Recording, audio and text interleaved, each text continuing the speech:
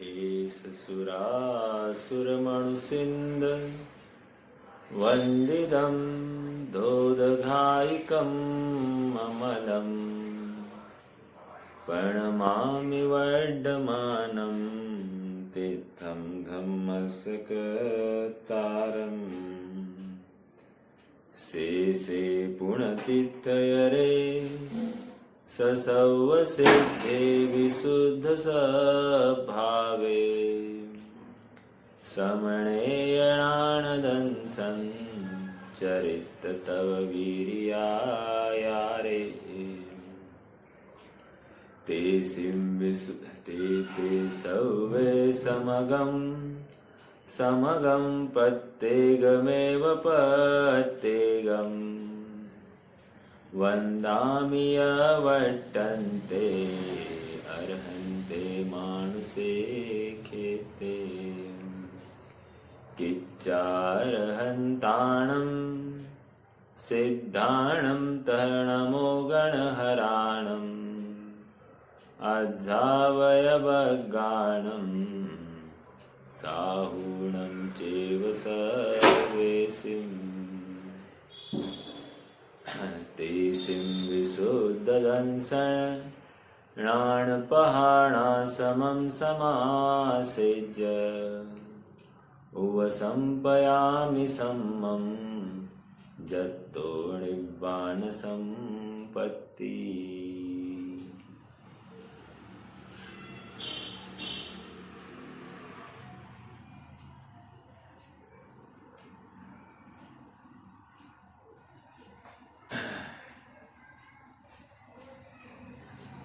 आचार्य देव की प्रतिज्ञा है कि मैं इन सभी पंच परमेष्ठियों को उनके उनके यथायोग्य क्षेत्र स्थान में प्रत्येक को पृथक पृथक रूप से नमस्कार करते हुए यही भावना भाता हूँ कि मैं अपने ज्ञान दर्शन प्रधान आश्रम को प्राप्त हो जाता हूँ और हो जाऊँ, और जिससे मुझे निर्वाण सुख की प्राप्ति होगी।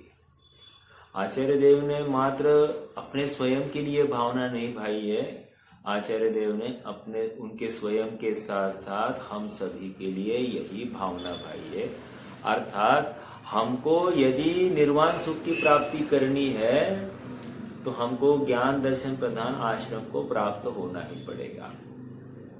और कैसा है वो ज्ञान दर्शन प्रधान आश्रम? कह रहे जिस भाव से यह आत्मा परिणत होता है वही भाव उस आत्मा का कहलाता है। लेकिन ज्ञान दर्शन प्रधान आश्रम अर्थात शुद्धोपयोग से परिणत आत्मा ही वो ज्ञान दर्शन प्रधान आश्रम को प्राप्त होता है। जो शुभोपयोग या अशुभोपयोग से परिणत आत्मा है वो ज्ञान दर्शन प्रधान आश्रम को प्राप्त नहीं होता है। शुभोपयोग से परिणत आत्मा, उन्होंने कहा, ये विरोधी तत्व है। अर्थात जिस प्रकार किसी के शरीर पर गरम घी छिड़का जाए तो जो वेदना उसे होती है वैसी ही वेदना इस शुभोपयोग से परिणत आत्मा वाले को हो जाती है। भले ही वो सम्यक दृष्टि क्यों ना हो, छठे गुणस्थान में स्थित जीव क्यों ना हो।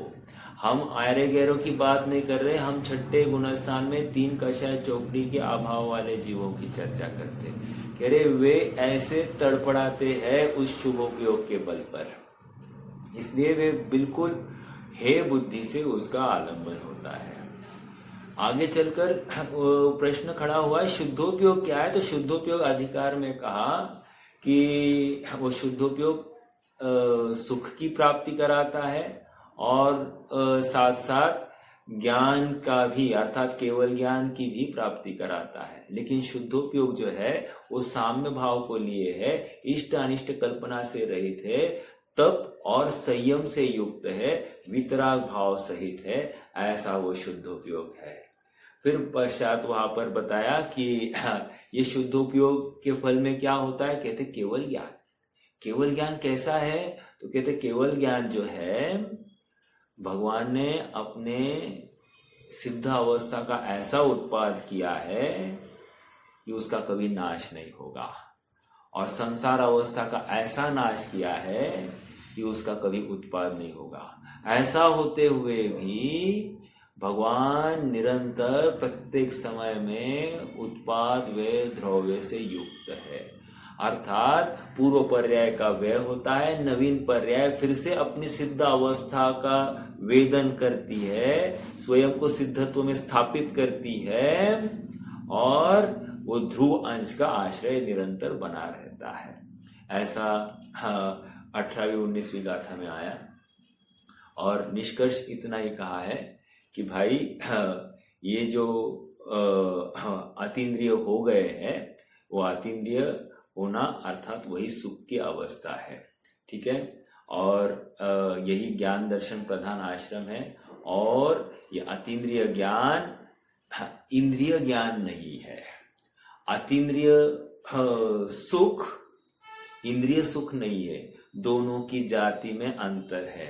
जैसे लोक में हम अपने स्वाध्याय में चर्चा भी करते हैं, भाई कितना है भगवान का सुख, कहे स्वर्ग का जो इंद्र है ना उससे अनंत गुना, मतलब इंद्र के सुख से अनंत गुना। अरे इंद्र का सुख वो देहाश्रित है, इंद्रियाश्रित सुख है, और उस सुख से आप मल्टीपल टाइम्स अनंत का मल्टीपल करके अतीन्द्रिय सुख की कल्पना कैसे कर सकते हो? नहीं, वो भी जाति है, दोनों एक जाति वाले नहीं है। समझ में आ रहा है? ये मोक्ष तत्व संबंधी भूल है। यदि हम इंद्रों के सुख के साथ में केवल ज्ञानी का या सिद्धों के सुख की कंपैरिजन करें तो ये मोक्ष तत्व संबंधी भूल है। समझ में आ रहा है क्या? दोनों की जाति ही अलग है और इसलिए इंद्रिय सुख ये शरीर आश्रित है और अतीन्द्रिय सुख ये आत्माश्रित है। समझ में आ रहा है क्या? यद्यपि दोनों अवस्थाओं में ज्ञान ही जानता है, ज्ञान ही सुख का वेदन या दुख का वेदन करता है, लेकिन जो इंद्रियाश्रित है वो पराधीन है और इसलिए वो दुख का कारण है। वो क्षणिक है, अल्प समय का है, इसलिए वो दुख का कारण है। और जो स्वआश्रित है, ऐसा अतीन्द्रिय सुख ये शाश्वत सुख है, अविनाशी सुख है, अनंत काल के लिए ऐसा ही रहेगा। स्वयं से उत्पन्न किया हुआ है, पर के ऊपर आश्रित नहीं है, पराधीनता नहीं है, इसलिए वो सच्चा है, अपना है। इसलिए मैंने एक बार कहा था, वो ऊंचाई ऊंचाई नहीं जिसका आधार सच्चाई नहीं, वो सुख सुख नहीं जिसका आधार स्व आत्मा नहीं, वह ज्ञान ज्ञान नहीं जिसका आधार अपना निःशुद्ध आत्मा नहीं। समझ में आ रहा है क्या? ऐसा जिसे विश्वास हो जाता है वही तो अंदर डुबकी लगाएगा, नहीं तो बाहर हाथ पैर मार रहा है, कोई उपलब्धि नहीं है, क्योंकि बाहर से सुख आना ही नहीं है ना। एक बहुत अच्छा प्रकरण उठाया है 20वीं गाथा में। वहां पर प्रकरण ये बताया है, विषय ऐसा चला कि केवली भगवान का सुख इंद्रियगत नहीं है, अर्थात अतीन्द्रिय सुख है। इस न्याय से जो इंद्रियगत सुख जिसको लोक में माना जाता है, खाना पीना, निरोगी शरीर, ये या शरीर में रोग दाह, ऐसा जो कुछ है ये उनके पॉसिबल नहीं है। और कोई मान्यता ऐसी है जो ये मानती है कि भगवान खाते पीते हैं, भगवान को रोग आदि हो जाता है, भगवान के ऊपर उपसर्ग आदि होते हैं, तो उनको बस इस गाथा के माध्यम से यह बोध मिल जाता है कि यह जो सुख है, हाँ, इंद्रियाश्रित नहीं है, ये स्वाधीन है, अर्थात भगवान के खाना पीना होता नहीं है, भगवान को भूख आदि लगती नहीं है। यद्यपि उनके असाता का उदय कहा है, लेकिन उस असाता के अपेक्षा साता अनंत गुना ज्यादा है।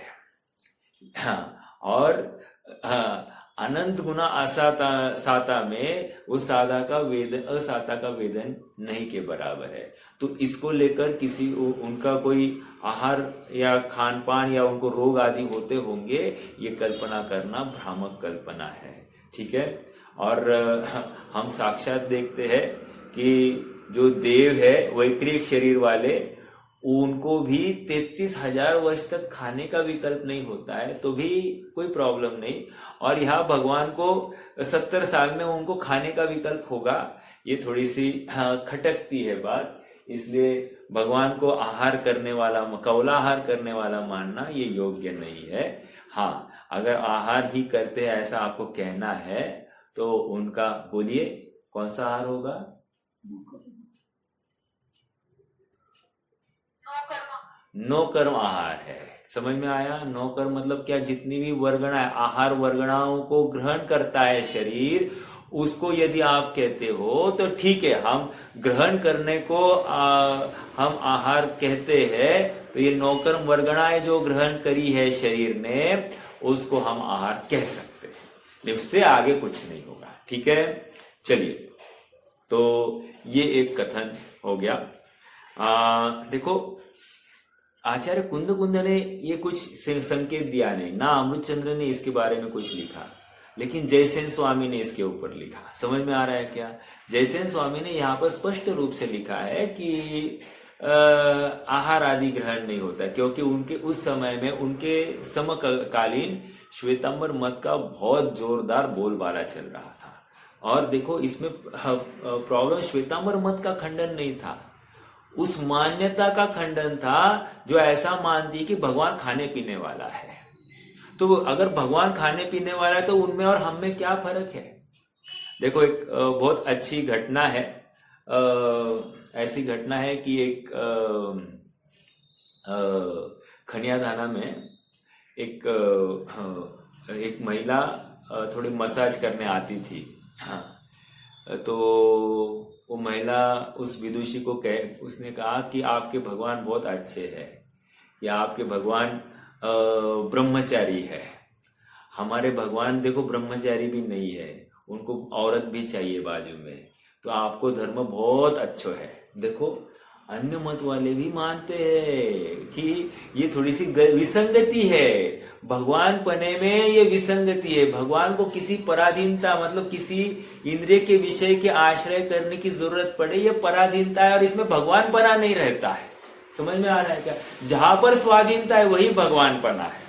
ये हमको ये बात स्वीकार हो जानी चाहिए। चलिए,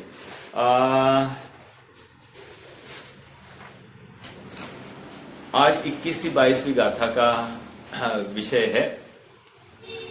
आज से नवीन अधिकार भी चालू हो रहा है।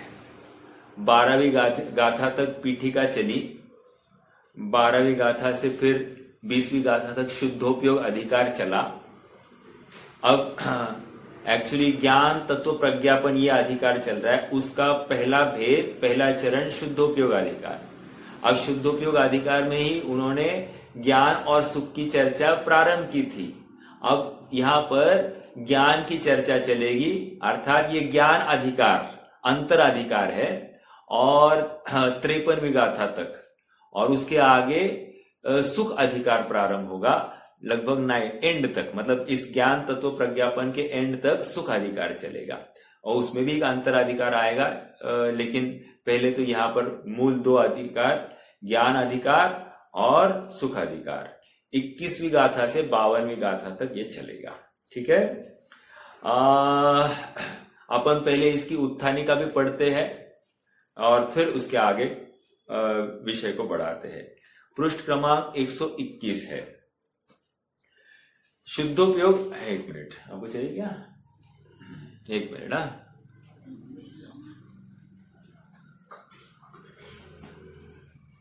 हाँ, शुद्धोपयोग अधिकार के अंत में जिस अनंत ज्ञान और अनंत सुख की बात की है, अथवा अतीन्द्रिय ज्ञान और अतीन्द्रिय सुख की बात की है, उसके संबंध में विस्तार से समझने के लिए अब क्रमशः ज्ञान अधिकार और सुख अधिकार की बात करते हैं। ठीक है, आगे बढ़ते हैं। यद्यपि देखो, आपको फ्लो समझ में आना चाहिए कि विषय कैसे चल रहा है। हाँ, और एक मेरी आप सबसे अपील है कि आप जितना अपना विषय हुआ है ना, हफ्ते में एक बार पूरे विषय को रिवाइज करना है।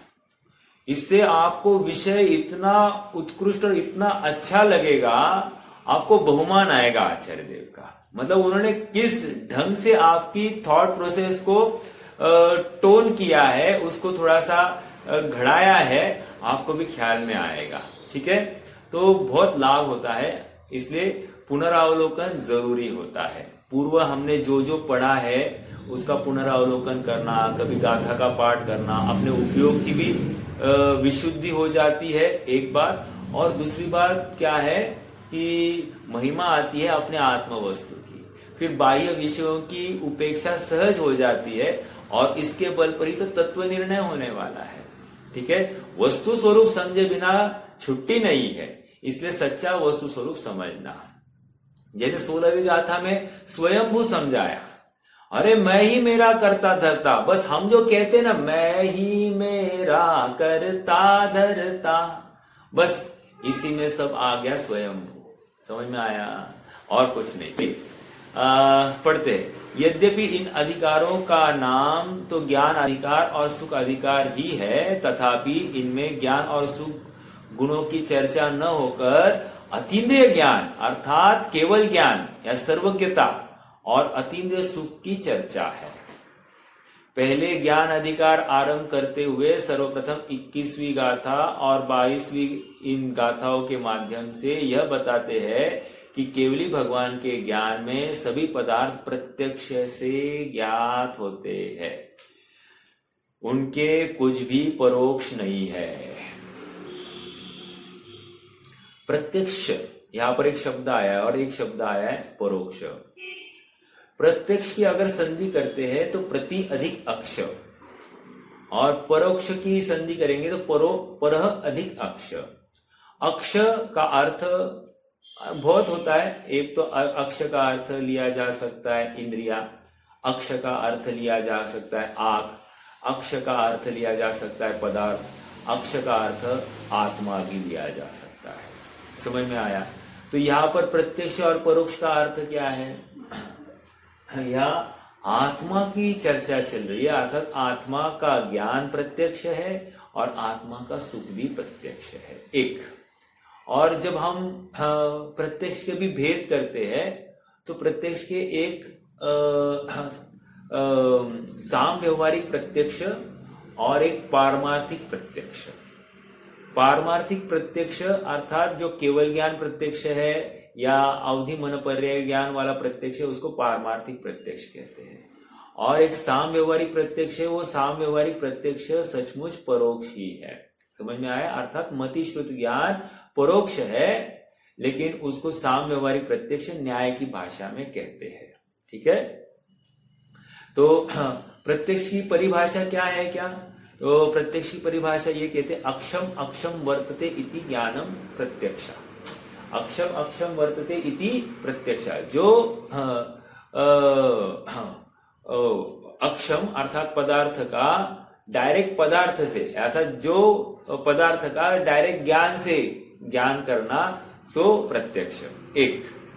और जिसको लोक में भी प्रत्यक्ष है ऐसा कहा जाता है, उसको भी यह प्रत्यक्ष साम व्यवहारिक प्रत्यक्ष। और परोक्ष मतलब परह अधिक अक्ष, पर के आश्रित हुआ जो जानना हुआ है उसको परोक्ष कहा जाएगा। ठीक है, चलिए हाँ 21वीं गाथा का पाठ करना है अपने को। ठीक है, परिणमतो खलु नाणं पच्चक्खा सौवदवपजायां सोणेव ते विजानादि उग्गः पुवाहि किरीयाहिम्। 22वीं पढ़ लीजिए। नत्थिं परोक्षं किंचिवि समन्त सौवक्ख गुणसमीदस्य अख्खातीदस्य सदा स्वयमेव हीणान जादस्य। हिंदी अनुवाद भी पढ़ लेते। केवली भगवान के सब द्रव्य गुण पर्याययुत प्रत्यक्ष है अवग्रहादि पूर्वक वे उन्हें नहीं जानते। 22वां।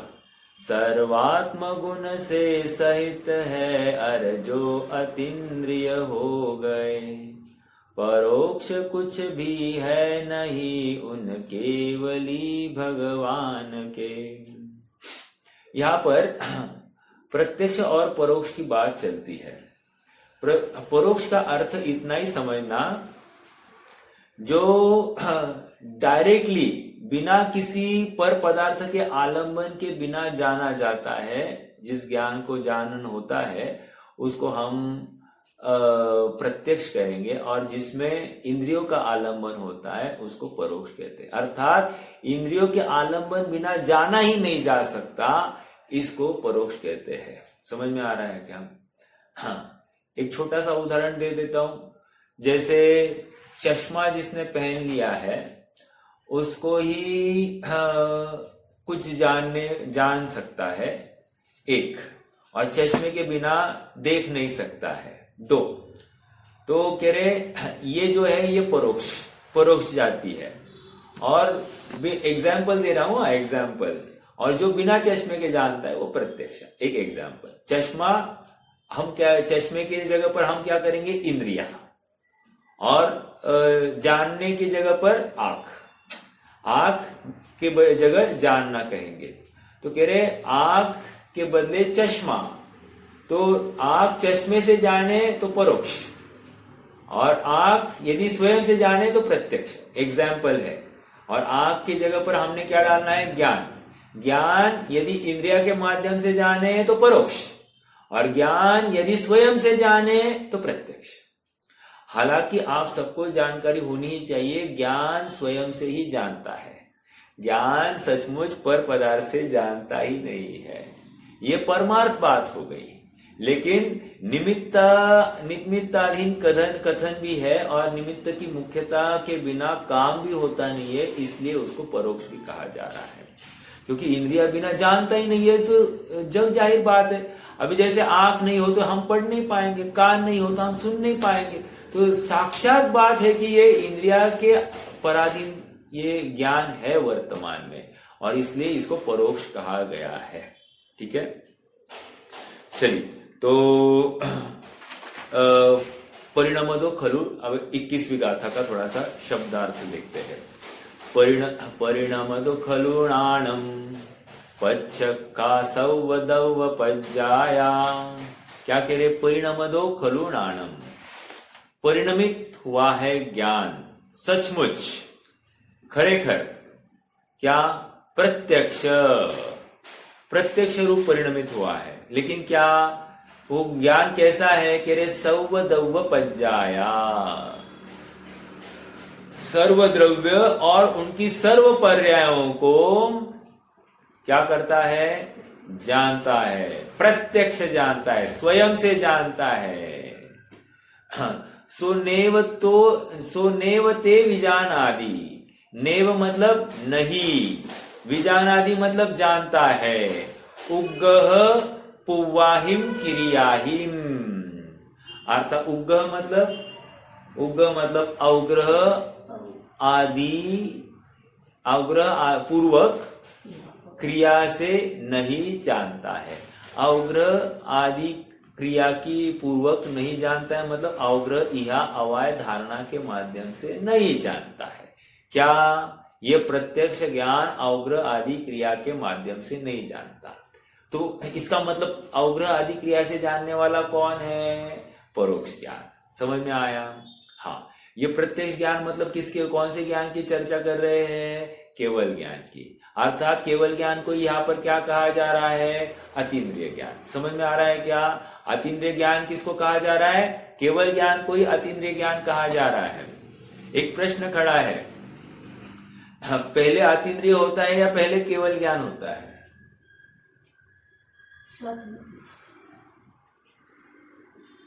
अपेक्षा है यहाँ पर, अपेक्षा। देखो ऐसा है, सुनिए, अपेक्षा है यहाँ पर। चौथे गुणस्थान वाला अतीन्द्रियपना अगर आप खड़े करते हो तो वो पहले होता है। ठीक है, अतीन्द्रिय पहले होगा तभी तो जाकर ज्ञान आगे चलकर केवल ज्ञान में कन्वर्ट होने वाला है। तो अतीन्द्रिय पहले और केवल ज्ञान पश्चात, ये एक अपेक्षा। दूसरी अपेक्षा, सचमुच अभी इंद्रिया छद्मस्त है ना, इंद्रियों के माध्यम से ही जानता है ना, इंद्रिया के बिना जान नहीं सकता है ना। इस न्याय से अतीन्द्रिय और केवल ज्ञान साथ साथ ही होते 13वें गुणस्थान में। दो अपेक्षा समझी, अपेक्षाओं को बरकरार रखना मतलब क्या है, किस अपेक्षा से कथन है ये हमको समझना चाहिए। जैसे मोक्षमय प्रकाशक में वहां पर वो स्वानुभव अतीन्द्रिय है ऐसा कहा। किसका अतीन्द्रिय? चौथे गुणस्थान वाले को अतीन्द्रिय कहा था वहां पर। तो वो अतीन्द्रिय, वो सुख अतीन्द्रिय ऐसा जो कहा, ये क्यों कहा? हाँ, क्योंकि स्वयं वेदन कर रहा है, अतीन्द्रिय, इंद्रिय का आलंबन नहीं हुआ है इस अपेक्षा से।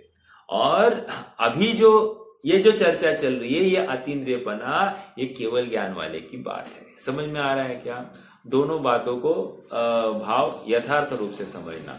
अपने यहाँ पर सापेक्षपना है, किसी न किसी अपेक्षा लिए ही कथन होते, हर अपेक्षा को समझना, एकांत नहीं कर बैठना। हाँ जी, तो क्या बात चल रही थी अपनी? ये जो ज्ञान है ये प्रत्यक्ष है। देखो आप सबको ना केवल ज्ञान की महिमा अभी भी नहीं आ रही होगी, मैं समझ रहा हूं, इतना इजी भी नहीं है वो महिमा लाना। देखो सबसे पहले ये ज्ञान हमारा पराधीन है, ये हमको स्वीकार हो रहा है क्या? मतलब इंद्रियों के अधीन रहना पड़ता है, ये हमको दुख या पराधीनता भाषित होती है क्या? यदि नहीं तो हमको प्रत्यक्ष ज्ञान की महिमा नहीं आती है। हम बारंबार उस इंद्रिय जनित ज्ञान की ही हमको निरंतर इच्छा होती है, कह रहे दिस इज अपराध, इसको हम अपराध जानते हैं क्या? नहीं, तो नहीं जानेंगे तो हमको केवल ज्ञान की महिमा नहीं आएगी। जैसे ही हम इंद्रिय जनित ज्ञान को अपराध भाषित हो जाएगा, पराधीनता भाषित हो जाएगी, तो अपने आप हमको स्वभाव आश्रित ज्ञान, उसकी महिमा आएगी। उसके लिए जरूरी नहीं केवल ज्ञान हो जाए हमको इमीडिएटली, बस महिमा लाने के लिए भी हमको इंद्रिय ज्ञान है यह हमको समझना पड़ेगा। क्यों? क्योंकि पर का ज्ञान कराता है, इंद्रिय ज्ञान कभी भी स्व का ज्ञान नहीं करा सकता। समझ में आ रहा है क्या? इसलिए और पराश्रित ज्ञान, पर का ज्ञान मेरे लिए अकार्यकारी है। ठीक है, हाँ जी। तो मुझे तो इतना कहना है कि अतीन्द्रिय ज्ञान यही प्रत्यक्ष है और इंद्रियाश्रित ज्ञान परोक्ष है। और परोक्ष ज्ञान अवग्रह, इहा, अवाय, धारणा, इसके माध्यम से जानता है। अर्थात क्रमसार, क्रम 1 by 1 उसका बढ़ता हुआ क्रम है। मतलब पहले अवग्रह होगा, फिर इहा होगा, फिर अवाय होगा, फिर धारणा होगा। समझ में आ रहा है क्या? हर समय में, अगले समय में, मतलब अभी मैं, हाँ देखो आत्मा को भी ध्याना है ना, तो आत्मा को ध्याने के लिए पहले अवग्रह होगा, फिर इहा होगा, फिर अवाय होगा, फिर धारणा होगा।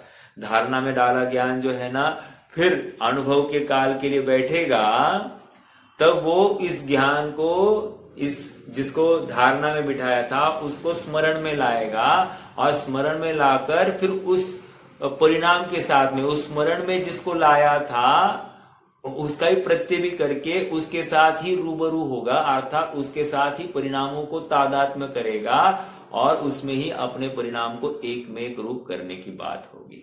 समझ में आ रहा है क्या?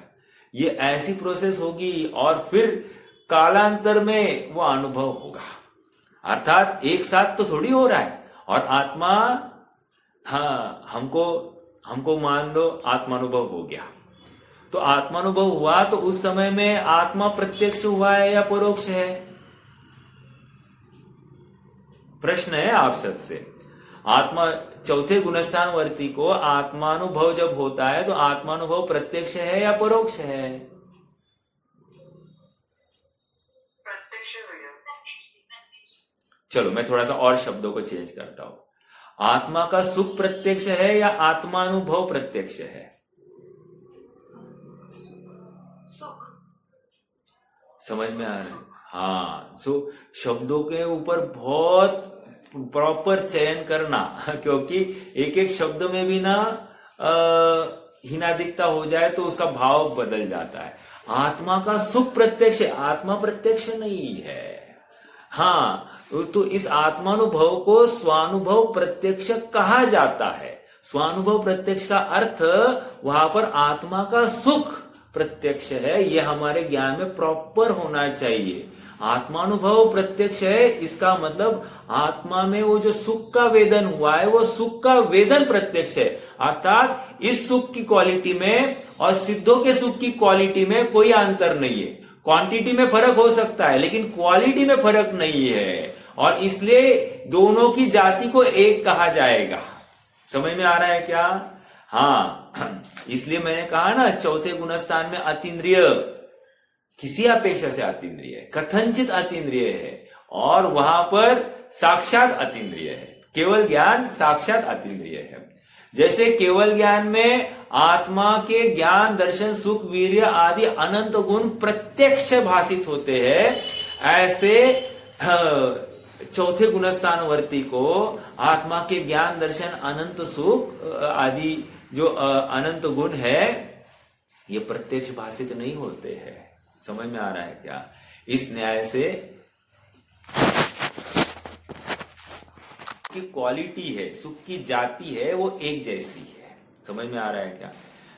देखो, जैसे ये मेरा घर और आपका घर, घर अपेक्षा कमरों की अपेक्षा कमरा तो एक जैसा ही है। समझ में आ रहा है क्या?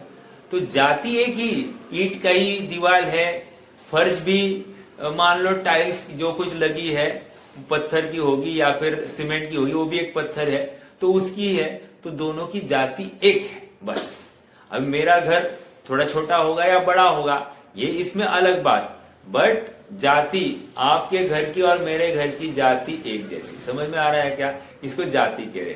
तो सेम वे कह रहे हैं कि चौथे गुणस्थान वाला का सुख और केवल ज्ञानी का सुख, ये दोनों सुख की जाति सेम है। ओके, बट अर्थात वो आनंद दोनों का एक ही जाति का है, अतीन्द्रिय ही है।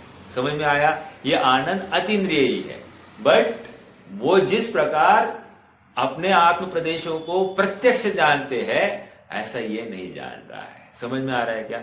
और इसलिए इस चौथे गुणस्थान वाले को परोक्ष ही समझना, क्योंकि वे प्रत्यक्ष है, उनकी अपेक्षा ये परोक्ष ही है। ठीक है, चलो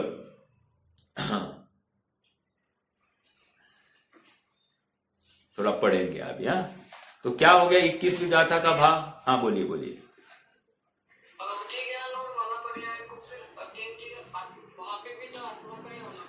बहुत अच्छा, बहुत अच्छा, वेरी गुड।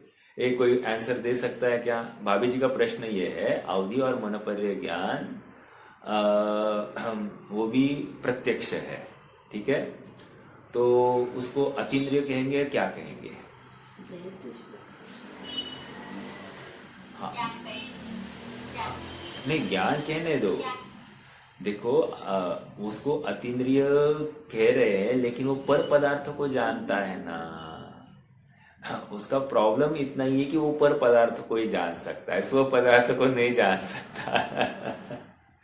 इसलिए भले ही वो ज्ञान सम्यक है फिर भी वो ज्ञान कार्यकारी नहीं है अपने लिए।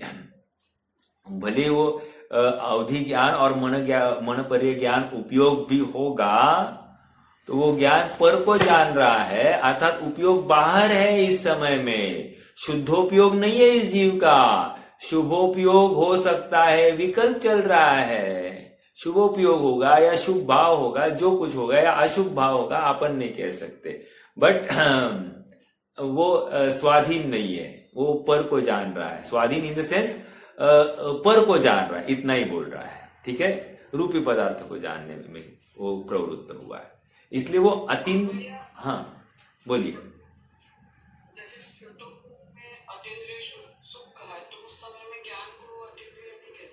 बहुत अच्छा। देखो एक अपेक्षा ये है कि ज्ञान भी अतीन्द्रिय ही है। समझ में आया? हाँ, अर्थात वो मतिश्रुत ज्ञान उस समय में वो अतीन्द्रिय वाला ही है, क्योंकि इंद्रियों का आलंबन छोड़ दिया है ना। रहस्यपूर्ण चिट्ठी का प्रकरण याद करना, वहां पर प्रकरण 2 प्रकार से लिया गया है। ये अनुभव मन जनित है या मन जनित भी है एक अपेक्षा, और इसी अनुभव को अतीन्द्रिय भी कहते हैं, ऐसा भी प्रकरण है। समझ में आया क्या? तो अतीन्द्रिय कहने का कारण इतना ही दिया कि अतीन्द्रिय इसलिए है क्योंकि इंद्रियों का आलंबन हमको दिखाई नहीं देता है, अर्थात वो पराश्रय की बुद्धि को त्याग करके स्वाश्रय की बुद्धि को प्राप्त हुआ है, and that is why it is अतीन्द्रिय। एक और उसी ज्ञान को मन जनित भी कहा है। मन जनित क्यों कहा? क्योंकि अनुभव होने तक मन का आलंबन था, अर्थात उसके पहले मन ही तो था सक्रिय, इसलिए मन की वजह से यहां तक पहुंचा है, ऐसा कहने में आता है। इसलिए इस ज्ञान को मन जनित भी कहा जाता है। लेकिन बनारसीदास जी ने स्पष्ट लिखा है कि मन पावे विश्राम, अनुभव ताको नाम, है ना। तो जहां पर मन भी विश्राम को प्राप्त हो गया, उसके बाद में ही अनुभव होने वाला है, वो स्वाश्रय वाला होगा, तो अतीन्द्रिय होगा। तो इस न्याय से अतीन्द्रिय कहने में विरोध नहीं है, बिल्कुल नहीं है। लेकिन वो द्रव्यानि योग का कथन है, और ये परमार्थ सत्य कथन है, यहाँ पर कर्णानि योग की सील लग जाती है। और जब सूक्ष्म कथन की बात आती है तो फिर कर्णानि योग की ही बात ज्यादा स्वीकार है, ज्यादा पुष्ट है, ठीक है। लेकिन द्रव्यानि योग कोई गलत है ये बात नहीं, अपेक्षा लिए है, ठीक है। हाँ, और मुझे एक बात कहनी थी, ये मति ज्ञान जो है ना, मति ज्ञान की दो परिभाषाएं हैं, आप सबको याद होगा। मति ज्ञान श्रुत ज्ञान की एक परिभाषा ये है ज्ञानावरण के क्षयोक्षम में, तथा दर्शनावरण के क्षयोक्षम से, तथा वीर्यांतराय के क्षयोक्षम से जो जाननपना होता है, जो जानना होता है, उस ज्ञान को मति ज्ञानावरण कहते, मति ज्ञान कहते हैं, राइट।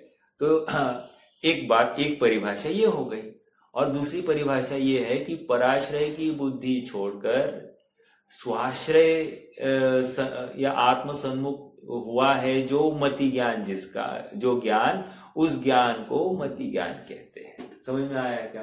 तो पराश्रय की बुद्धि छोड़ा हुआ जो ज्ञान है, वो ज्ञान का अंश सच्चा अपना प्रयोजनभूत मति ज्ञान है, और जो पराश्रय की बुद्धि वाला है, जिसने इंद्रियों का आलंबन लिया है, वो अपना ज्ञान नहीं है, वो इंद्रिय जनित ज्ञान है, और वो पर का ज्ञान करता है, इसलिए उसको अपना ज्ञान नहीं कहा। समझ में आया क्या? ये आध्यात्म की टोन है। हालांकि जानता तो पर को जानो या स्व को जानो, ये तो आत्मा ही जानता है, लेकिन जहां इंद्रियों का आलंबन है उसको ज्ञान माना ही नहीं गया है, ठीक है तो वो भी मति ज्ञान, बट हम यहाँ पर प्रयोजनभूत मति ज्ञान की बात करें जो स्वसन्मुख हुआ है, ठीक है। तो ऐसा मति ज्ञान भी इसी मति ज्ञान में है, ठीक है। हाँ, ये महत्वपूर्ण बात, क्योंकि तत्वार्थ सूत्र के जो मति ज्ञान की परिभाषा है ना, क्या है मति ज्ञान की परिभाषा तत्वार्थ सूत्र के?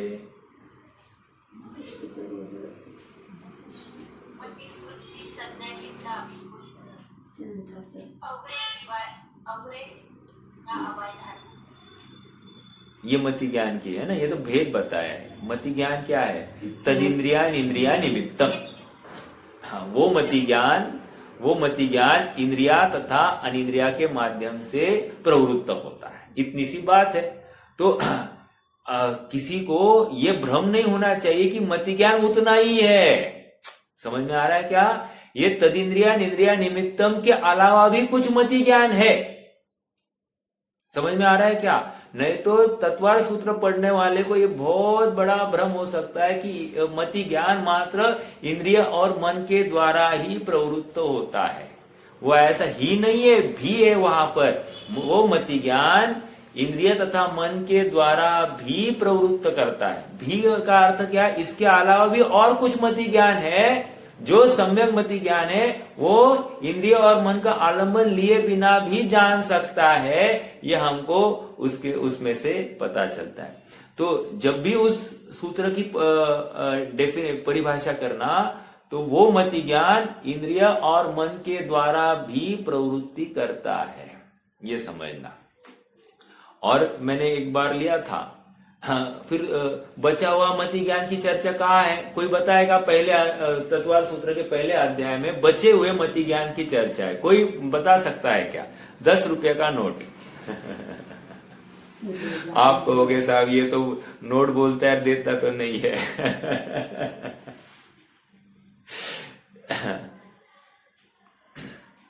कोई बताएगा?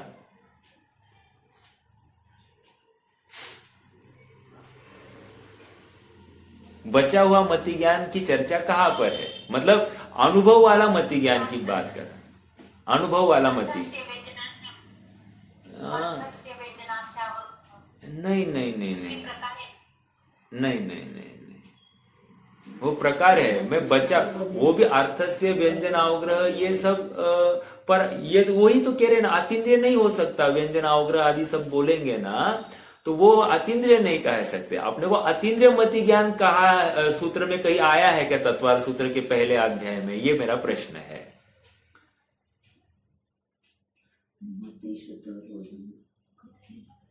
बरोबर, 26वां सूत्र है तत्वार सूत्र का, 26वां सूत्र। मति श्रुतयोर निबंधो सर्वद्रव्येषु पर्यायेषु, है ना? तो वहां पर मति श्रुत ज्ञान की बात कह रहे हैं कि मति श्रुत ज्ञान का विषय क्या है? सर्वद्रव्य और उनकी कुछ पर्याय। अर्थात सर्वद्रव्य मतलब आत्मा है कि नहीं उसका विषय, उस मति श्रुत ज्ञान का विषय। यस, यहां पर पकड़ना। समझ में आ रहा है क्या? देखो, ऐसी डीप में आपने अभ्यास होना। हमको क्लैरिटी चाहिए, वस्तु कैसे मिलेगी? आप बोलोगे मति श्रुत ज्ञान से हमको आत्मानुभव करना है, लेकिन हमको मालूम ही नहीं। हमको तत्व सूत्र में मालूम पड़ा वो मति श्रुत ज्ञान इंद्रिय और मन के द्वारा ही तो प्रवृत्त होता, इतना ही हमको मालूम था। हमको अब बचा कहा मति ज्ञान जिसको लेकर हमको आत्मानुभव करना है। तो वो बचा हुआ मति ज्ञान मतलब सर्वद्रव्य पर्यायेषु, अर्थात वो मेरा बचा हुआ मति ज्ञान वहां पर दिखाया है। सभी द्रव्यों को जानने में समर्थ है ये मति ज्ञान, सभी द्रव्यों को जानने में समर्थ है। और सभी द्रव्यों में मेरा आत्मा है कि नहीं? समझ में आया क्या? होमवर्क आपको रहस्यपूर्ण चिट्ठी का वो अनुभव मन जनित या मन रहित या अतीन्द्रिय ये प्रकरण पढ़ना है। 343-345 पेज के आसपास होगा, आप देख लीजिए। वो पढ़ना 5-6 पेजेस की वो चिट्ठी है। अगर और याद रखना, जिसको आत्मानुभव करना है ना, उसको रहस्यपूर्ण चिट्ठी ना महीने में एक बार, मैंने हफ्ता जरा जल्दी बोल दिया, महीने में एक बार तो पढ़ लिया करना। नहीं, बहुत हेल्पफुल है, जरूरी है। अपने कंसेप्ट्स पूरे क्लियर हो जाएंगे। वस्तु स्वरूप को ध्याना है ना, तो वस्तु का अनुभव जब करना है तो निर्विकल्प कहकर नहीं होता है। वो वस्तु कौन सी पहले जानने में आने वाली ये भी तो नक्की करना है। क्योंकि मेरा अभी भी दावा है कि अपने सभा में से भी कितने जन कौन सी वस्तु को ध्याना ये भी नहीं कह पाएंगे। आज भी, अभी भी, मैंने अभी हालांकि 15 मिनट पहले ही उस वस्तु के बारे में जिक्र किया है, फिर भी आप में से बहुत जन फिर से आत्मानुभव के लिए कौन सी वस्तु को ध्याना आप नहीं कह पाओगे। इसलिए रिपीटेटिव स्टडी चाहिए। और आपको शंका आएगी तो मैं हूं, आप मुझे कभी भी पूछ सकते हैं, स्वाध्याय के समय में पूछ सकते, नहीं तो अन्य समय में पूछ सकते। लेकिन आप थोड़ा पढ़कर आपको वस्तु की क्लैरिटी होनी चाहिए। आत्मानुभव कहाँ करने को कह रहा हूं मैं तो इतना ही कह रहा हूं कि आप पढ़ो और आत्मा वस्तु कैसी है, उसका अनुभव कैसे होता है, वो प्रोसेस क्या है, इतना तो समझ लेना। एटलीस्ट वो प्रोसेस तो समझे बिना आप प्रयास कैसे करोगे? समझ में आ रहा है क्या? अब आपको वो पढ़ने के बाद में आपको ख्याल में आएगा, अरे अन्य मत तो क्या फंसा रहे होंगे ये आत्मानुभव के नाम पर, धमाधम दावा ठोकते कि हम आत्मज्ञानी है। समझ में आ रहा है क्या? लेकिन बहुत भ्रम चल रहा है। बाहर में तो पूरा दुकानें खोल के बैठे हैं और आत्मानुभव का दावा करते रहते हैं, ठीक है? लेकिन मालूम ही नहीं किस चिड़िया का नाम क्या है, कौन से ज्ञान से आप अनुभव कर रहे हो वो भी उनको मालूम नहीं है। तो कैसे होगा आत्मानुभव? उनका साधन क्या है आत्मानुभव का, ये भी उनको मालूम नहीं है, ठीक है? चलो आइए अपने विषय में आ जाइए। महत्वपूर्ण बात यहां पर क्या आ गई? सोखम, नहीं ये कहा गया, 21वां सूत्र था ना। हाँ, परिणमतो खलु नाणं पच्चक्खा सवदव पज्जाया, वो ज्ञान जो परिणत हुआ है वो प्रत्यक्ष ही है। एक प्रत्यक्ष का क्या सिंबल, कह रहे सर्वद्रव्य और सर्व पर्याय एक साथ जान रहा है वो, ठीक है। सोनेवते विजानादि उग्गह पुवाहिम किरियाहिम, अवग्रह रूप क्रिया ये करता नहीं, फालतू टाइम पास करता नहीं, एक साथ धड़ाधड़ जान लेता है। समझ में आ रहा है क्या? देखो प्रत्यक्ष की महिमा आनी चाहिए, हमको लगना चाहिए हमारा अधूरा ज्ञान है, हमको अपने ज्ञान के ऊपर कितनी, मुझे थोड़ा सा एक्स्ट्रा मालूमात हो गई तो मुझे लगता है कि मैं ही ग्रेट हूं, मेरे जैसा कोई खोपड़ी वाला है ही नहीं। समझ में आ रहा है क्या? ये बहुत गलत है, मतलब ये भ्रम खड़ा हो जाता है जीव को।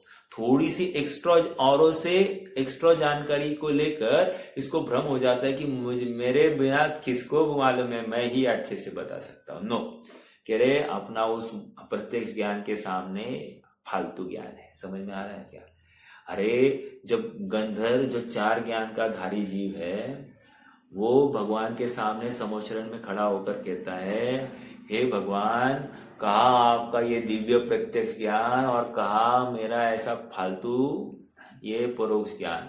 उस गंधर्व का जीव जो द्वादशांग का पाठी है वो ऐसा कह रहा है, और हमारे द्वादशांग में वो द्व भी नहीं है, इतनी सी भी हमको जानकारी नहीं, और हम इतने से ज्ञान पर फुदकते हैं। उथळ पाण्याला खळखळाट जास्त, empty vessels make more noise. हमको इतने से ज्ञान में इतना आनंद मनाने का कोई कारण नहीं है। हाँ, यदि आपने सचमुच इस ज्ञान का प्रयोग स्वभाव की प्राप्ति के लिए किया है तो शाबाश, नहीं तो फिर पैसे कमाने में हमने थोड़ा सा अपनी विद्या का प्रयोग किया, इस क्रिया को कोई मतलब कोई वैल्यू नहीं है। एक प्रसंग सुनाता हूं मैं आपको। पवन जी है मंगलायतन वाले, उनके पास में, मतलब अभी तो उनका देहावसान हो गया, लेकिन जब वे हयाती थी उनकी तो मंगलार्थी उनको मिलने आते थे। तो देवलाली वाले जो अभय कुमार जी है, विद्वान है, तो उनका लड़का मंगलायतन पढ़ा हुआ है और अभी सॉफ्टवेयर इंजीनियर है, 1.5-2 लाख रुपया कमाता भी होगा, अभी मुझे मालूम नहीं, तभी की एक 4-5-6 साल पहले की बात है कि 1.5-2 लाख कमाता था। तो वो पवन जी को मिलने आया, और पवन जी ने उसकी तारीफ करते हुए वहां के विद्वान को कहा, ये अपना मंगलार्थी और ये 1.5-2 लाख रुपया कमा रहा है, जो कुछ बोल दिया। हाँ, विद्वान ने क्या जवाब देना? देखो, जिसके ऊपर जिनवानी सवार है वही यथार्थ मार्गदर्शन कर सकता है। देखो प्रसंग क्या है, हमको यदि किसी ने कहा रहता अरे वाह शाबाश शाबाश ऐसा बोल दिया होता कि नहीं। विद्वान ने क्या जवाब दिया? विद्वान ने कहा कि क्या फायदा, पहले यहां था तो पुण्य तो करता था, अब तो वो भी पुण्य नहीं करता है। समझ में आया? क्यों? अरे जब मंगलायतन में रहते थे बच्चे, 4-4, 5-5, 6-6 घंटा उनका स्वाध्याय में चला जाता था, देव दर्शन था, सब कुछ था, विशुद्धि में कितना समय बीतता था। अब धनार्जन कर रहा है, उसमें कितनी विशुद्धि होती होगी? धनार्जन करना, ये पाप किए बिना धनार्जन हो ही नहीं सकता। तो कहने की बात यह है कि 1.5 लाख कमाओ नहीं तो 2 लाख कमाओ नहीं तो 10 लाख कमाओ, पाप है पाप। और ये वर्तमान ज्ञान के बल पर अगर हम ये इतना पैसा कमा रहे हैं और स्वयं को महंत मान रहे हैं तो समझना इससे महामिथ्या तो और कुछ नहीं है। समझ में आ रहा है क्या? बहुत गंभीर बात है। और कोई उल्टा है, कोई देवदर्शन में है, भगवान के आयतन में है, आसपास ही है और धर्म का ही कार्य में वो निरंतर जुड़ा रहता है, शुभ भाव के योग्य, और उसको लगता है कि अरे मैं कुछ पैसे ही नहीं कमाता, मैं कुछ कमाता ही नहीं, तो वो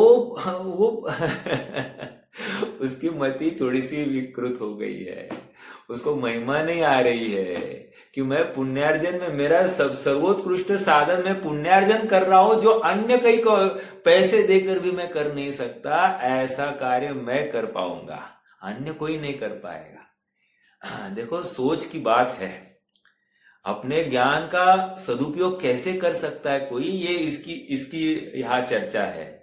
मतलब वर्तमान जो वर्तने वाला अपना जो मति श्रुत ज्ञान है, उसका ही उपयोग, उसकी सोच कैसी होनी चाहिए उसकी बात चल रही है। अनुभव की बात तो बहुत दूर की, लेकिन अपने को भ्रम भी नहीं होवे इतनी सोच भी बहुत जरूरी है ना। ठीक है, तो ये परोक्ष ज्ञान है अपना। मेरा परोक्ष ज्ञान मतलब अवग्रह, इहा, अवाय, धारणा, धारणा के बाद में तो कोई वस्तु जानने में आती है। मतलब क्या, थोड़ा एक एग्जांपल लेते हैं। मेरी आवाज आपके कान पर पहुंच रही होगी, तो आवाज पहुंच रही है ना, तो वो कैसी पहुंच रही मालूम है? पहले अवग्रह होगा, ठीक है, हाँ कुछ तो हो रहा है, ओके। इहा में क्या होगा, वहां पर आपका ज्ञान का झुकाव होगा जानने के लिए ये क्या है, क्या बोला जा रहा है, वॉट एवर इट इज, क्या है ये जानने के लिए ज्ञान का झुकाव हुआ। इहा, अभी भी ज्ञान हुआ नहीं है आपको। फिर अवाय, अवाय में क्या होगा, हाँ ये जिनवानी, ये वचन सुनाई दे रहे हैं मुझे, हाँ ये इतना अवाय में आएगा।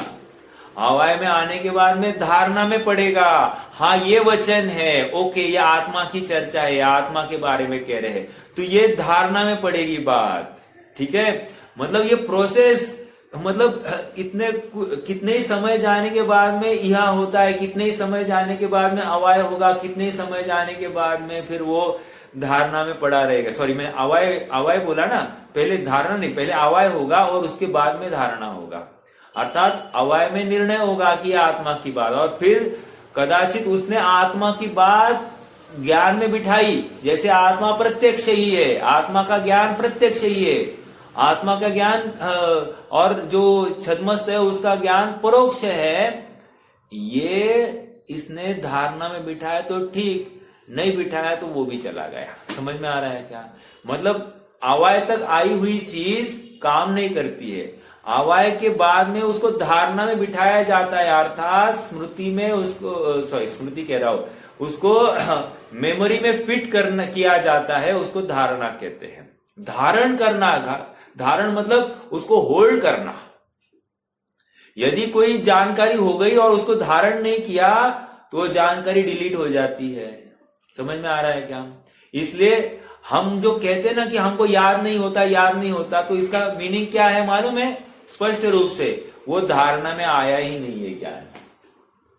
जिसके धारणा में विषय आ जाता है वही याद कर सकता है, जिसके धारणा में ही वस्तु नहीं आई है तो वो याद ही नहीं करेगा। क्यों? धारणा में नहीं आई बात। समझ में आ रहा है क्या? बहुत सरल है ये विषय। हमको प्रोसेस सिखा रहा है कि हमको किसी को कोई चीज याद करनी है तो इसको कहाँ तक बिठाना पड़ेगा, राइट? और ये अवधान भी जो होता है, शतावधान, ये जो कोई कार्य होते हैं, अवधान मतलब धारणा में बिठाने को ही अवधान कहते हैं। समझ में आ रहा है क्या? जितना भी शतावधान आदि प्रयोग होते हैं ये सब धारणा ज्ञान में बिठाने की बात है, अर्थात मति श्रुत ज्ञान का यूज है, कोई बड़ी बात नहीं है। हम शतावधानी को केवल ज्ञानी जैसा मानने लग जाए तो बहुत आश्चर्य होगा, है ना? तो विचार करना, मतलब अपने ज्ञान का प्रयोग चमत्कार या महिमा दिखाने के लिए नहीं होना चाहिए। वो ज्ञान वही कार्यकारी है जो आत्मा के लिए समर्पित है। जो ज्ञान इस शरीर के लिए समर्पित है या शरीर की इस लौकिक महिमा जिसके माध्यम से हो जाएगी उसके लिए अगर ये ज्ञान समर्पित है तो वो ज्ञान कोई विशेष कार्यकारी नहीं है। इस भाव में कदाचित 2-4 खोपड़िया जिसको समझ कम है वो आपकी तारीफ कर बैठेगी, आपकी महिमा मान बैठेगी, लेकिन परमार्थ में ज्ञानी तो इसकी कोई उनके पास में इसका कोई ठौर नहीं है। समझ में आ रहा है क्या? चलिए, ये 22वीं गाथा का अपन थोड़ा सा पढ़ते हैं तो अपने को और थोड़ा बहुत विषय खुल जाएगा। 21वीं गाथा, आई एम सॉरी, 22वीं गाथा नहीं, 21वीं गाथा। हाँ, इसका हिंदी अनुवाद फिर से एक बार पढ़े। केवली भगवान के सब द्रव्य गुण पर्याययुत, प्रत्यक्ष है अवग्रहादि पूर्वक वे उन्हें नहीं जानते। देखो प्रत्यक्ष जो है ना, प्रत्यक्ष ऊपर के लाइन के साथ में जोड़ना। तो अभी कैसे हुआ, केवली भगवान के सर्वद्रव्य गुण पर्याय युक्त प्रत्यक्ष है, कौमा अवग्रह आदि पूर्वक वे उन्हें नहीं जानते। हो गया, समझ में आ गया क्या? गाथा का भाव समझ में आ रहा है क्या? ये समझना में प्राकृत भी इजी हो जाता है, लेकिन आप पढ़े तो सही ठीक से। देखो अभी लास्ट लाइन, ज्ञान रूप से परिणमित हुए केवली भगवान के सर्वद्रव्य पर्याय प्रत्यक्ष है, वे उन्हें अवग्रह आदि क्रियाओं से नहीं जानते। सर्वद्रव्य पर्यायेषु केवलस्य, समझ में आया क्या? हाँ, ये सूत्र 27वां सूत्र है मेरे ख्याल से, देख लेना, 25वां या 26वां होगा, अभी कंफर्म कर लेना। हाँ, आगे पेज 122, जो सदा इंद्रियातीत है, सर्व ओर से आत्म गुणों से समृद्ध है और स्वयमेव ज्ञान रूप है, उन केवली भगवान के कुछ भी परोक्ष नहीं है। उक्त गाथाओं की व्याख्या आचार्य अमृतचंद्र तत्व प्रदीपिका में इस प्रकार करेंगे। आइए यहाँ पर इसकी चर्चा करते हैं, यहाँ पर थोड़ा सा विषय आएगा तो थोड़ा और समझेंगे। केवली भगवान इंद्रियों के आलंबन से अर्थात अवग्रह इहा अवाय पूर्वक क्रम से नहीं जानते। अंडरलाइन द वर्ड क्रम से एक, और अवग्रह इहा अवाय पूर्वक नहीं जानते, ये दो बातें अंडरलाइन करना। फिर कैसे जानते केवली भगवान? समस्त आवरण के क्षय से। अभी यहाँ पर विशेषण लगाए हैं, समस्त आवरण का क्षय मतलब क्या? ज्ञान आवरण का क्षय। समस्त आवरण के क्षय के क्षण ही, अर्थात जिस समय में समस्त ज्ञानावरण का क्षय, कब हुआ ज्ञानावरण का क्षय?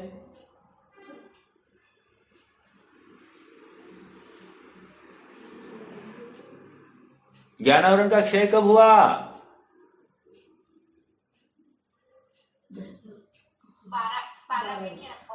12वें के अंत में अथवा 13वें के पहले समय में। कितना सोचे? चलो, हाँ, आवरण के क्षय के क्षण ही अनादि अनंत अहेतुक और असाधारण ज्ञान स्वभाव को ही कारण रूप ग्रहण करने से कैसे हुआ है ये क्षय? कह रहे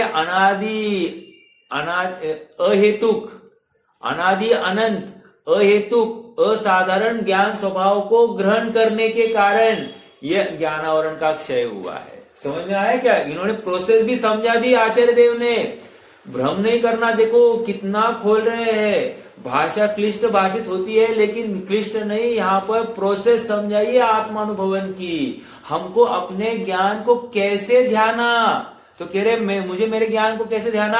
अनादि अनंत एक, अहेतुक दो। अहेतुक मतलब कोई इस ज्ञान का कारण नहीं है, किसी दूसरे पदार्थ के। देखो अहेतुक इसलिए कहा जाता है, बौद्ध मत क्या मानता है? तदुत्पत्ति, तदध्यवसाय और तदाकार, तीन बातें मानता है। क्या क्या कहा? तदुत्पत्ति, तदध्यवसाय और तदाकार। मतलब ये ज्ञान जो है ना, ज्ञान ये पर पदार्थ की वजह से उत्पन्न हुआ, एक। दूसरा तदाकार, वो पर पदार्थ के आकार रूप हुआ है, दो। और तीसरा कह रहे तदध्यवसाय, हाँ, उसकी वजह से जानना, उसका जो भाव होता है वही ज्ञान का भाव होता है। ये तीसरी बात बोलती। कह रहे जैनियों ने इस बात का खंडन किया। मैं कौन सी बात खोल रहा हूं? अहेतुक को खोल रहा हूं।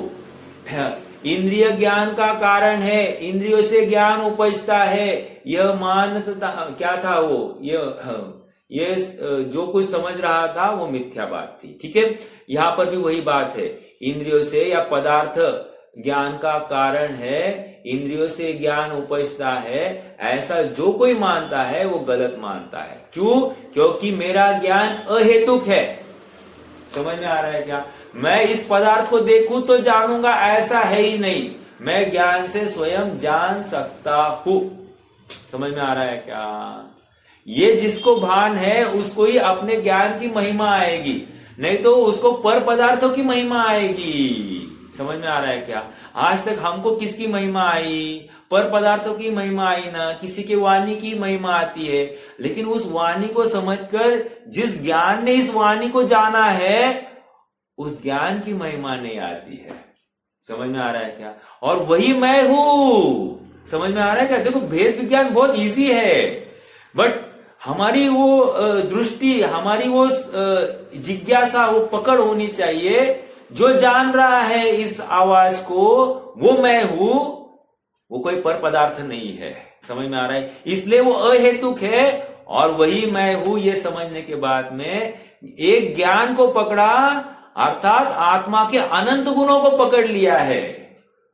समझ में आया क्या? एक ज्ञान को पकड़ लो, आत्मा के अनंत गुणों को पकड़ा। देखो देखो, कोई कुत्ता भाग रहा था, कुत्ते की मात्र एक पूंछ पकड़ ली तो कुत्ता पकड़ में आया कि नहीं आया? पकड़ में आया। चलो, ये थोड़ी सी अलग बात हो गई। आपको हमने जो मति ज्ञान के 12 पदार्थ बताए हैं, मति ज्ञान के 12 पदार्थ में एक क्षिप्र अक्षिप्र ऐसा एक आया था। वहां पर अक्षिप्र मतलब क्या था मालूम है ना?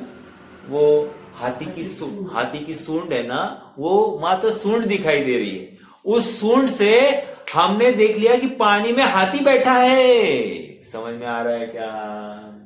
ये ऐसे ही एक को लेकर हमने अखंड आत्मा पकड़ में लिया, एक ज्ञान को लेकर हमने अखंड आत्म वस्तु को ग्रहण कर लिया। ये ज्ञान का ताकत। आत्मा को पकड़ना है तो ज्ञान को पकड़ना पड़ेगा, ये हमको अभी नक्की हो रहा है। इसलिए ज्ञान अहेतुक है, ऐसा विश्वास लाना। मतलब पदार्थ से ज्ञान नहीं होता, पदार्थ के आकार रूप नहीं होता, और पदार्थ के कारण ज्ञान है ऐसा भी नहीं होता है। समझ में आ रहा है क्या? बहुत बड़ी बात है साहब, आपको क्या बताऊं। आपको जितना इसमें डिटेल में विचार करोगे ना तो आपको महिमा आएगी। यदि ये पदार्थ से ज्ञान होता ऐसा मानते तो क्या तकलीफ होती? वो पदार्थ हमारे सामने ही होना चाहिए था तभी ज्ञान होता था, लेकिन ऐसा नहीं है ना। पदार्थ सामने नहीं है तो भी ज्ञान हो सकता है कि नहीं? बोलिए एग्जाम्पल। अरे पीते कारागारे, सुना है क्या कभी ये श्लोक? पीते कारागारे तमसिच शुचिच, क्या है मैं भूल गया। वहां पर भाव ये है, कोई चोर है और चोर बैठा है कारागृह में, अमावस की रात्रि है, बिल्कुल अंधेरा है, और तमसिच नयने कांताननम सुव्यक्तम। वहां पर अंत में कहा कि इतनी सी भी लाइट नहीं है, प्रकाश नहीं है, कारागृह में है, अमावस की रात है, और ऐसी अवस्था में भी उस चोर को अपनी कांता का अर्थात अपनी पत्नी का चेहरा प्रत्यक्ष दिखाई देता है। लो, अब मुझे बताओ पदार्थ किधर है सामने, प्रकाश किधर है? प्रकाश होना चाहिए, प्रकाश भी नहीं है, पदार्थ भी सामने नहीं है, और फिर उसका आकार होने की तो बात ही नहीं है। समझ में आया? बौद्धों का खंडन कर दिया यहां पर। क्या जबरदस्त तर्क है। आपको महिमा आनी चाहिए, झूमना चाहिए कि ज्ञान का सामर्थ्य बताया जा रहा है, अहेतुक है। कोई पदार्थ की जरूरत नहीं है मुझे जानने के लिए, मैं स्वयं काफी हूं। समझ में आ रहा है क्या? महत्वपूर्ण बात आ गई है। वो ज्ञान अहेतुक। आइए फिर से अनादि आनंद। देखो, मतलब अनादि आनंद कहकर और एक मत का खंडन हो गया। किसका खंडन हो गया कोई बताएगा? अनादि आनंद कहकर किसका खंडन किया होगा? बस मान्यता का नाम बोलो, क्या खंडन किया अनादि आनंद कहकर?